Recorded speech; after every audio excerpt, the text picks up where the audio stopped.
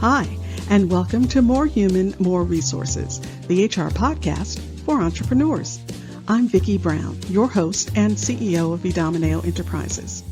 As a serial entrepreneur, I understand that having the right expert help has been critical to my success. That's why I'm dedicated to telling you, in plain language, what's going on in the world of HR that might impact your business and what you need to do about it, with real actionable tips to help you master that list of must-dos and grow your leadership muscle. First things first, the information contained in this podcast is provided for general purposes only and is not to be considered legal advice.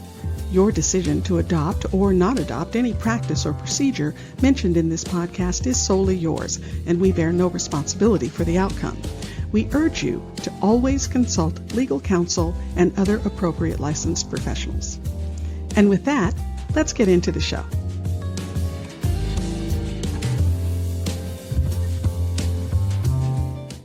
You're listening to Season 4, Episode 12. So recently, I was listening to a podcast with Allie Webb, one of the founders of Drybar, and she was talking about how when she first brought on a team, she believed, wrongly, that since the buck stopped with her, that she was responsible for having all the answers all the time. And then she discovered the magic of, well, what do you think? You know, this is an affliction that hits almost all leaders, no matter if you lead a shift, a team, a division, or a whole organization. The feeling that since you're the leader, you have to have all the answers all the time. But that's simply not true, and it's not healthy. Not for you, not for the company, and definitely not for your team. Here's why. First up, you don't have all the answers. You can't possibly know everything about everything. Sure, you might have an opinion, but someone else, who could be closer to the situation, might have a stronger and more effective opinion or option. When you jump in, like I sometimes have found myself doing, and just start taking up space and oxygen, well, there's no room for anyone else's feedback or ideas.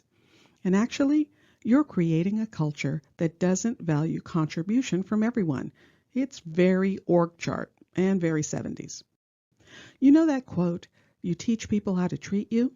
Well, there's more to it. The full quote is actually, "You teach people how to treat you by what you allow, what you stop, and what you reinforce." Nothing could be truer when it comes to leading a team. When you're always giving the answer, whether you actually have the answer or not, well, you're teaching your team to bypass thinking for themselves. You're allowing them to just lean on you.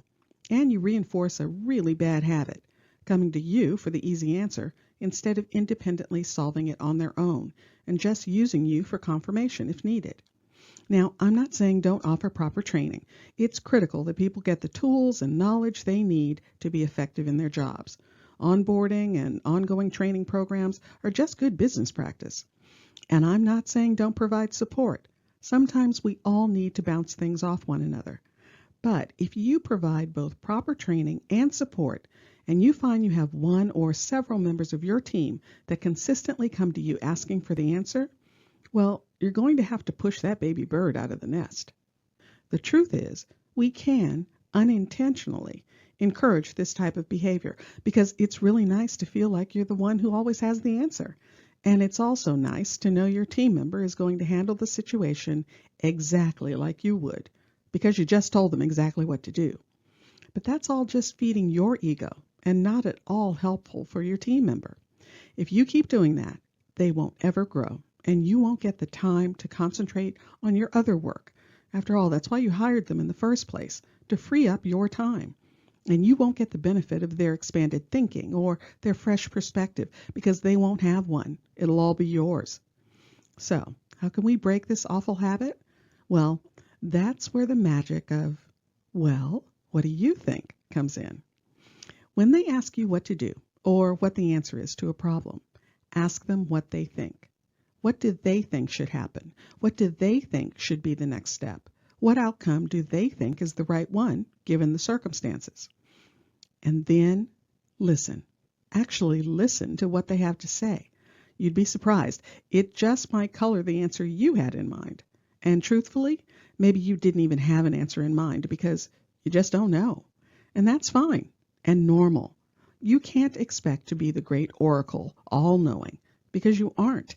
And for the organization to be most effective, everyone has to grow their problem-solving muscle.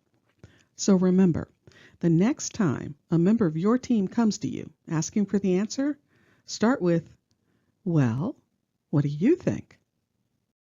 If you found this information helpful, please leave a review and tell a friend. Thanks for spending the time. Until next week, same time, same place.